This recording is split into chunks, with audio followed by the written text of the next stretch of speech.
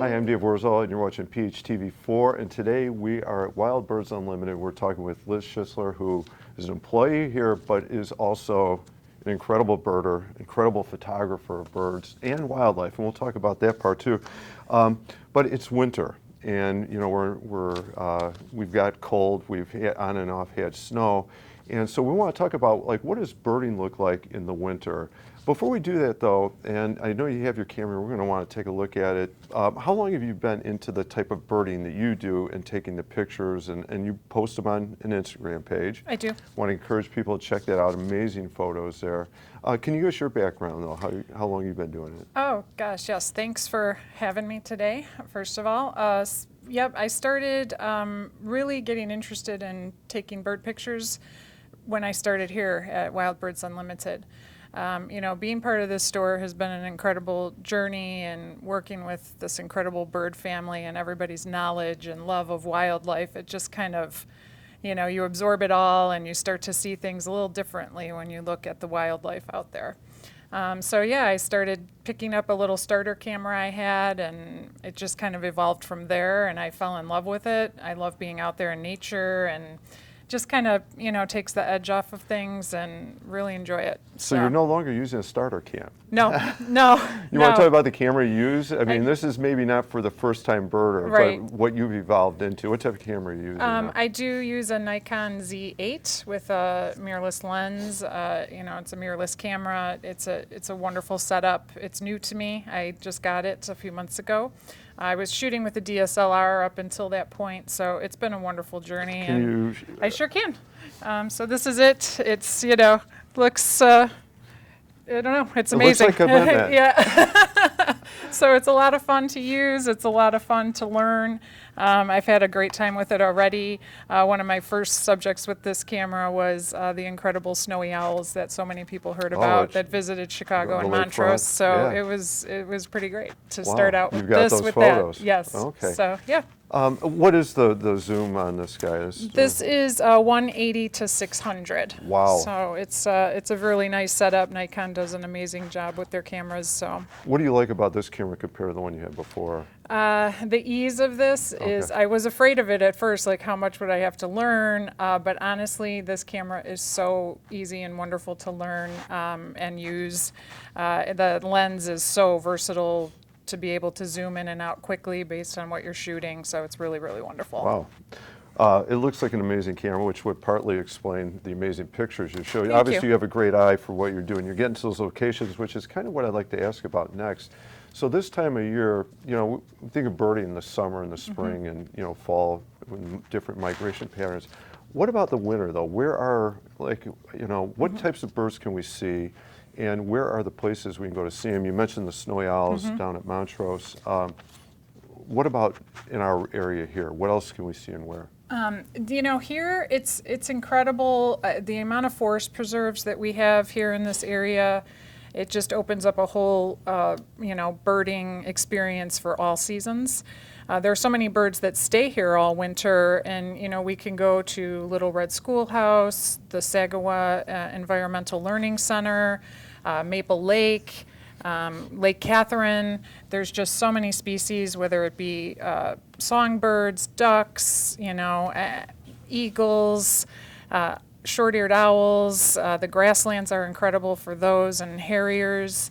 So there's a lot to see in our area. So it sounds like there's a lot close by. I want to ask, because I know another popular site, and so I'm wondering, can you find something, and also like McCleary Springs is a popular site. I know I've seen people there in the spring, summer, and fall. What about in the winter? Is that a good spot? Definitely. You know, so many birds call that home year-round, especially, you know, a lot of people want to see the pileated woodpecker. We are very lucky in our area to have so many.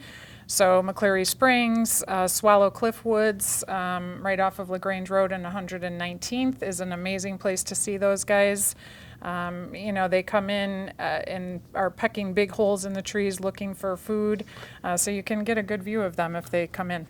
I was just saying, I think it was last year near Swallow Cliff, we got there near dusk before the entries would have closed, and we were able to hear an owl, and we eventually were able to pick it up and kind of track it a little bit. I mean, absolutely incredible. Any other birds you want to mention that people can especially look for this time of year? I really, our wonderful birds that are also in our backyard, blue jays, nuthatches, chickadees, cardinals, house finches, goldfinches, they're all here. So it's wonderful to kind of hear those little songs out in the woods. Any seeds that are left over make great photographic opportunities and bird sighting opportunities. It's incredible. And, my favorite in the winter is to travel to grassland areas and see the short-eared owls and the harrier hawks. I love that. It's just an absolute joy to see them. They do come out in the day, so you can see them, and, they fly around. They're hunting for voles and other small critters if they find them. It's just a, birding opportunity and photographic opportunity. Wow. The way you describe it sounds like there's almost, or maybe there are just as many birds now as you might find in the summer. There's a lot of species here. We do get visitors from Canada. The little juncos come every year. They're usually on the ground. They're in people's yards. They're in the forest preserves. We get various sparrows that come through here. They're wonderful to see. We also, get the little red-breasted nuthatches this year from far in Canada. They're just so cute. We always have the white-breasted, but the red-breasted are special, and you can see those in your yard, in the forest preserves, all over. Okay, and you mentioned grasslands. Do you want to give us a tip? What grasslands in our area are you headed to? Well, there's different grasslands throughout the forest preserve system. Okay. So it's, When you you find can that visit, yep, area. you can visit those areas and see special things. Also, kestrels call those areas home. Sure. So it's wonderful to see them year-round here. Okay, all right, well, thank you, Liz. How about for you, so, we still have a couple more months of winter left, but how about for you, what has been your most interesting, sighting or something you photographed? This year, this was the first year that I actually took some trips with my camera. So going far up north to Minnesota to see the great grays was absolutely incredible. They're an owl species. But here to end this year, when those snowy owls showed up at Montrose, that was beyond special. So many people got so much joy out of that. So it was incredible. All right. Well, it sounds like special opportunities. Maybe specifically to your pictures now, can you talk about, like, if we were to do Liz's top 10 pictures of 2025, what are some of those pictures that you got from last year? Definitely the great gray owl to start, and then I traveled to Florida. You could tell I like owls. I did go and take a special trip to Cape Coral, Florida to see burrowing owls, which is just an amazing story in of itself. They live symbiotically with humans in their front yards, in their grocery store parking lots, library parking lots, and they've embraced these little species of owls to kind of keep them safe and let them do their thing. I traveled to Florida throughout the state as well beyond that, and got 28 life birds while I was down there. So it was amazing, and I took pictures of, thank you, I took pictures of all of them. And then, again, I know I keep saying, but the snowy owl was incredible. I traveled to the East Coast and got ospreys nesting. That was absolutely incredible to see, too. One of my favorite birds, and we have seen those up here near Little Red Schoolhouse and Tuma Lake over there. Yeah, beautiful birds. Yes, they are. They do nest here in several locations, so it is a joy to see them here, too. I was going to say, and it sounds like you've done the U.S. from north to south and east. Have you been out west? Have you done that? Not yet. That's on my list this year. Okay. I'm going to be traveling to Arizona, hopefully in the spring. So, I have, two more questions for you. One is, we mentioned that you do wildlife photography as well. Can you talk about the non-bird photos, the other wildlife photos you've taken? So around here, I love anytime we see little critters, from little muskrats and possums and raccoons up to coyotes and deer.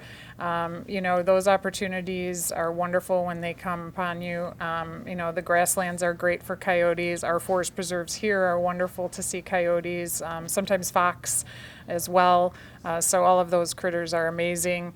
Some of them come in people's backyards every day. It's shocking sometimes to see them, but they do live with us, and, we share space. So it's great to get those opportunities. All right. How about a final, and maybe it's a wildlife thing too, but what's next for you? So when you head into 2026 now, right, where this year is kicking off, are there certain things like, you know, a trip you want to make because you want to go see that bird or that wildlife? What's up next? Definitely everything in the West, you know, from Yellowstone and, you know, in Arizona, there's so many things that I would like to tick off my list in Arizona. The saguaro forest of all the cacti, great horned owls nest in those, different species of woodpeckers nest in those. Down in Arizona, they get many species of hummingbirds, so I would love to have a chance to photograph all of that. Okay, so you've got, definitely it's a nature trip, and you've got the wildlife that you know you're going to be getting photos of too. Any non-birds in that trip too? Do you know you want to get? I would love to, you know, in the desert, of course, there is so much, you know, reptiles, snakes and lizards and things like that. I'm fascinated by those too, so I would hope I can You're see gonna get some of that. Okay, well, I'm going to look forward to those photos. Thank you. Thank you. All right. Well, Liz, thank you very much. Thank you. Great camera, and obviously you're putting it to great use with your photos, the stuff you're producing. So Thank you so much. thank you for sharing that. Thank you for having me. I'm Dave Wurzel. You've been watching PHTV4. We've been talking with Liz Schisler. I'm going to call you professional birder and wildlife birder photographer. Thank you. Thank you. Thank you for watching.